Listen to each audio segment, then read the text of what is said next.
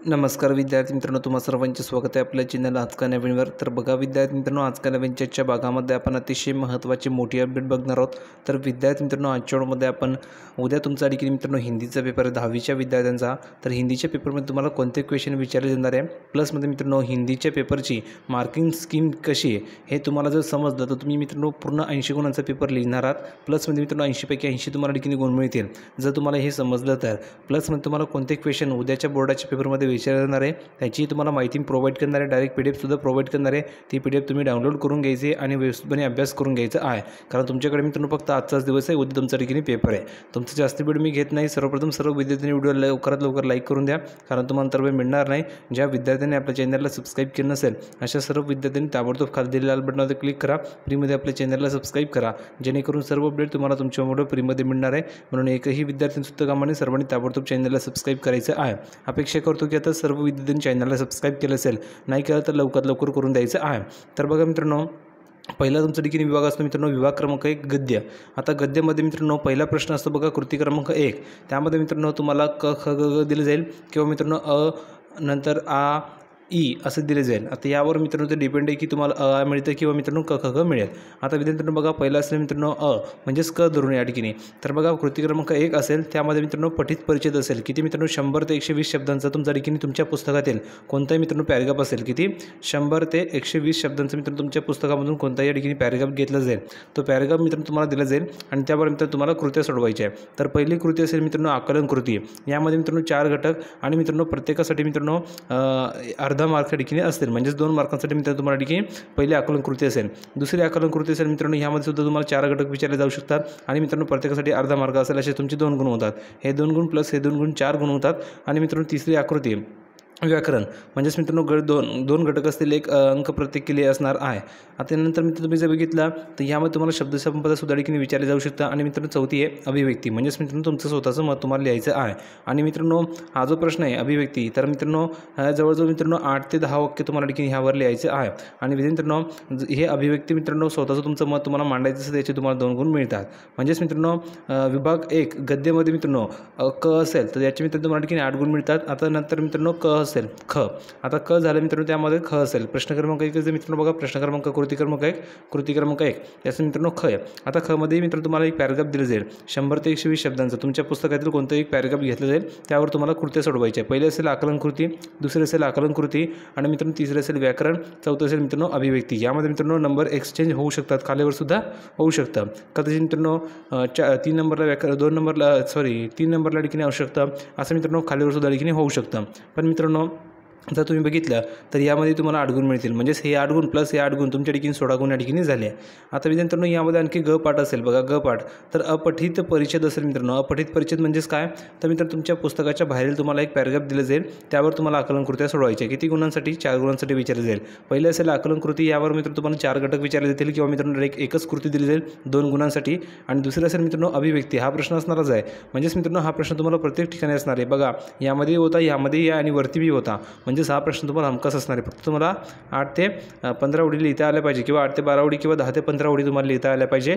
आणि त्यानंतर तुम्हाला याचे 2 गुण मिळतात. म्हणजेच मित्रांनो पठित परिच्छेद तुम्हाला 4 गुणांसाठी अडकीने आहे. नंतर बघा विभाग क्रमांक 2 आहे मित्रांनो पद्य. आता पद्यामध्ये मित्रांनो तुम्हाला काय विचारलं जाईल, तर पद्यामध्ये मित्रांनो तुम्हाला सेम असेल जसं वरती आपण गद्य बघितलं तसं यामध्ये तुम्हाला पद्यावर सुद्धा कृत्या असतील. फक्त यामध्ये काय असेल मित्रांनो पठित पद्यांचं असेल, तुमच्या पुस्तकातील एखादी कविता तुम्हाला दिली जाईल. आता बघा मित्रांनो ही कविता जवळजवळ 6 ते 8 पंक्ती असतील, म्हणजे 6 ते 8 ओळी अडकीने दिल्या जातील त्या कवितेच्या. त्यावर तुम्हाला कृत्या सोडवायच्या असतात. तर पहिले असेल मित्रांनो आकलन कृती, 2 घटक दिले जाईल तुम्हाला. यामध्ये मित्रांनो प्रत्येकासाठी 1 अंक असणार आहे, 1 मार्क असणार आहे. दुसरे आकलन कृती, यामध्ये 2 घटक असतील आणि प्रत्येकासाठी 1 मार्क तुम्हाला मिळणार आहे. नंतर शब्दसंपदामध्ये मित्रांनो 4 घटक असतील आणि मित्रांनो प्रत्येकासाठी अर्धा मार्क्स तुम्हाला मिळणार आहे. आणि शेवटी मित्रांनो भावार्थ लिहायचं आहे. भावार्थासाठी मित्रांनो तुम्हाला 2 गुण मिळतील. हे झालं. त्यानंतर मित्रांनो ह्यामध्ये बघा कृती क्रमांक 2 त्यामध्ये मित्रांनो 6 असेल पठित पद्यांश. आता पठित पद्यांशमध्ये मित्रांनो काय, तर 6 ते 8 ओळी तुम्हाला दिले जातील कोणत्याही कवितेच्या, त्यावर तुम्हाला कृत्या सोडवायच्या आहे. यामध्ये मित्रांनो सेम आहे आकलन कृती शब्दसंपदा भावार्थ लिहायचं आहे. ह्याचे तुम्हाला मित्रांनो 8 गुण मिळतात, प्रत्येकासाठी 2 गुण. म्हणजेच हे 8 गुण 16 गुण झाले आणि वरती मित्रांनो आपल्याला ठिकाणी गुण मिळाले. यानंतर मित्रांनो तुमचा तिसरा विभाग असतो पूरक पठण. आता पूरक पठण मित्रांनो तुम्ही ठिकाणी बघू शकता. पूरक पठणमध्ये तुम्हाला ठिकाणी पठित परिच्छेद असेल मित्रांनो 80 ते 120 शब्दांचा, जास्त जास्त मोठा नसणार आहे, 80 ते 120 शब्दांचा असणार आहे, जो तुम्ही लवकरात लवकर वाचू शकता.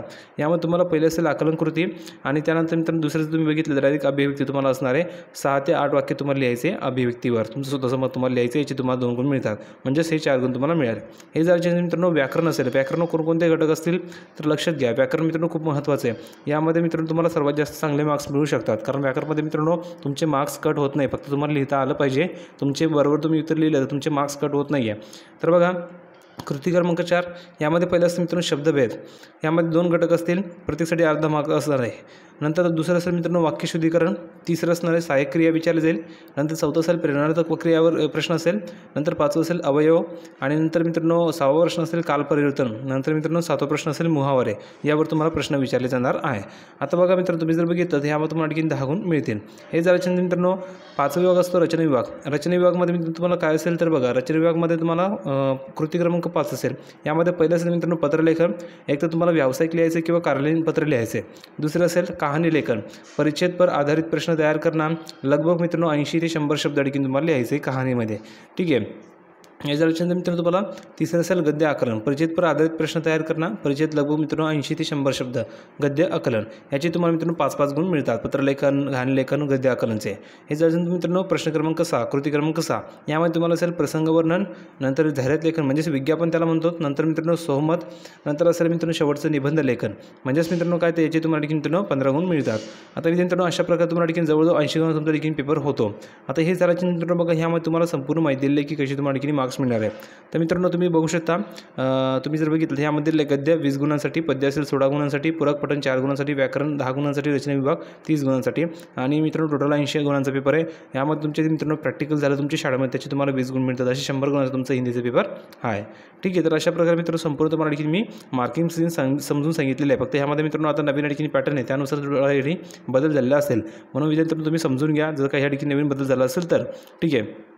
हे जरा मित्रांनो तुम्ही जर बघितलं तर आता ही तुमची मार्किंग स्कीम होती की कशा प्रकारे तुम्हाला प्रश्न असतील, कोणकोणते प्रश्न विचारले जाईल. अगदी सोपं मित्रांनो पेपर, काही अवघड नाही. फक्त तुम्हाला लिहिता आलं पाहिजे. तुमच्या पॅरेग्राफमध्ये तुम्हाला उत्तर दिले असतात, तुमच्या प्रश्नपत्रिकेमध्ये तुम्हाला उत्तर दिलेले असतात, त्यावरून तुम्हाला शोधायचे, लिहायचे.